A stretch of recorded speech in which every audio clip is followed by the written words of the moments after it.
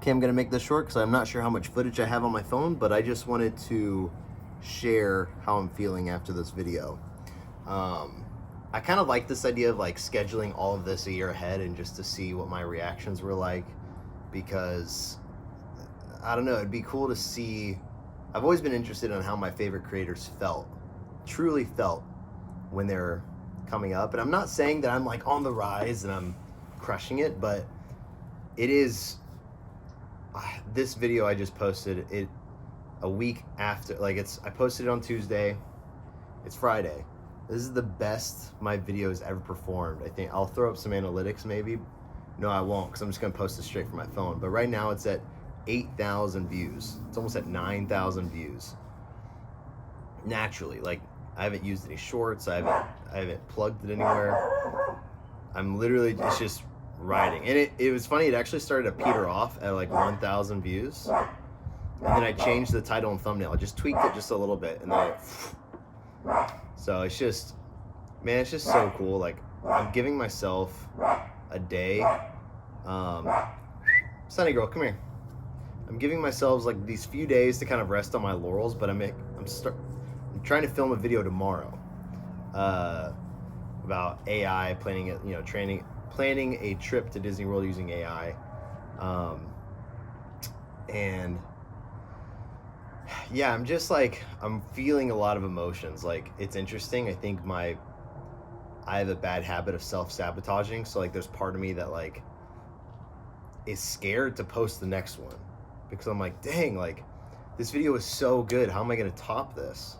And what if the next video doesn't perform as well? And I think everyone goes through that, but what I keep reminding myself is like that video was just an outpouring of my creativity, and what happened was people liked it.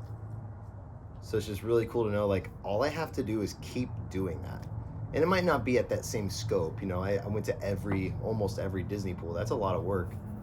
But for this next one, I think I can do just as good and be just as creative and just as funny, just as informative, because I feel it in my bones that I have like the skills necessary to do that. Like I feel like I've got a tool belt and I'm equipped to tackle that. 2 years ago I posted a video about trying to deliver a cardboard cutout to Mr. Beast, and it did a little pop, and man, it kind of stunted my momentum. I just stopped. And I was talking with Jordan Taylor, the guy who was kind of coaching me through this whole process of the last 3 weeks, and he's like, man, I just look at that and you weren't ready. You weren't ready for that. But now you are. You're ready for some growth. You're ready for the momentum. You're ready for the views, because, I've put in the work and kind of like, I've been able to adjust my mind to where I don't want to just make a YouTube video. I want to make a creative, fun, engaging video. And I know a little bit more about like what makes me different. And that's just like really cool to see. And I want to encourage anyone out there who might be listening to this too. Like, man, I hate to be that guy, but I'd set out in 2020, I said to myself, I'm going to be a full-time YouTuber in 2025. And I was really hoping I'd like get there before then. So that way I'd be like in my full swing of being a full-time YouTuber by 2025. But I'm not. I'm still not a full-time YouTuber. I'm not doing this full-time yet. But I feel so much closer to that than I've ever felt in my life. And it's such a good feeling to know that like nothing's wrong with me. Nothing's wrong with you. Sometimes you just have to do the work. Sometimes you just have to put in the reps and the patience and the practice and the inspiration and the freedom to get there. And if I could tell myself one thing in 2020 that might have sped up my process to get here, is just like, just truly get back to what type of videos did you make when you were 15? For me, like, it's crazy to think I was making videos on Facebook before, Instagram even existed. And I look back at all those videos and it was just fun videos with my friends. And that's what I wanted. I decided that like 6 to 8 months ago. I was like, I just want to get back to making fun videos that I enjoy. Like, I just want to let myself be creative. I want to let myself have fun and play. Bless me. And getting back to that has truly freed me up to feel like I don't have to play, like I've got to play by the rules for sure, but I don't feel constricted by them. I feel empowered by them. This is a ramble at this point, but maybe I'll do this for like every video. Like, here's what I'm feeling before the video drops. Here's what I'm struggling with. I kind of like the idea of like scheduling all of this out like a year ahead of time, and then just a channel dropping the previous year's stuff as like a time capsule. Part of me doesn't even like that. Part of me wants to do that for 2 years from now. I don't know. You might be seeing this in 2 years. Who knows? But anyways, go Dogs. And we'll see how this next few videos go. It's crazy to think that I'm excited about 8,000 views. I'm dreaming about a time where 8,000 views feels like a drop in the bucket, feels normal.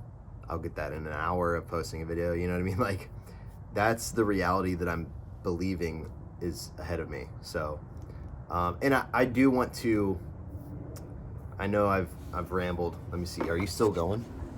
Yes. Okay, so I haven't rambled too long. It's only been like 7 minutes, but you might have already clicked off this video. If you're still here, congrats. Congrats, because we're still out here. I have the most important message, the most important piece of advice, the most important lesson is in this moment right here, the next minute or two. And the biggest change was actually something that happened about 4 months ago. And I was hang with me now, I was at church.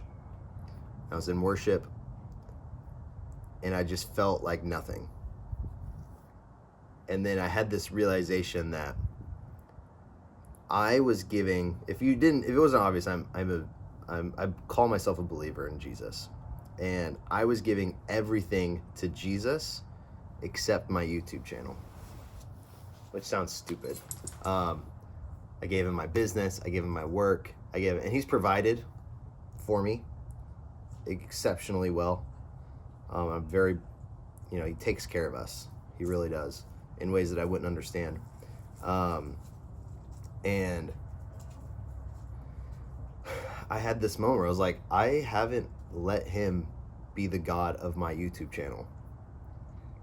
And that's the thing that also, when I reflect on it, it was like that moment where I literally just was like, I give this to you. Like, I want to bring joy to people, because the joy of the Lord is my strength. I have the joy of the Lord inside me, and I want to share that with others in person and through video. And I gave that up to him. That was hard. That was hard to just be like, if I don't ever have success here, that's okay, because I'm still, I might have had to give up on the dream. That's the thing, is like, this was never just a hobby for me. Maybe it's something I might always do, but like I always was chasing after it with a vision of like, this is what I want. And I think I've been wrestling through that of like, who am I? Like, what am I? And yeah, so that'd be my encouragement to you, is like, if you're a believer who's trying to do this YouTube thing, I don't think anyone else really gives this advice, because it can be tactical, it can be strategic. There is an aspect of it where you don't, you can just learn the right things to do and whatever, but I think it's important to start internally with like, why are you doing this?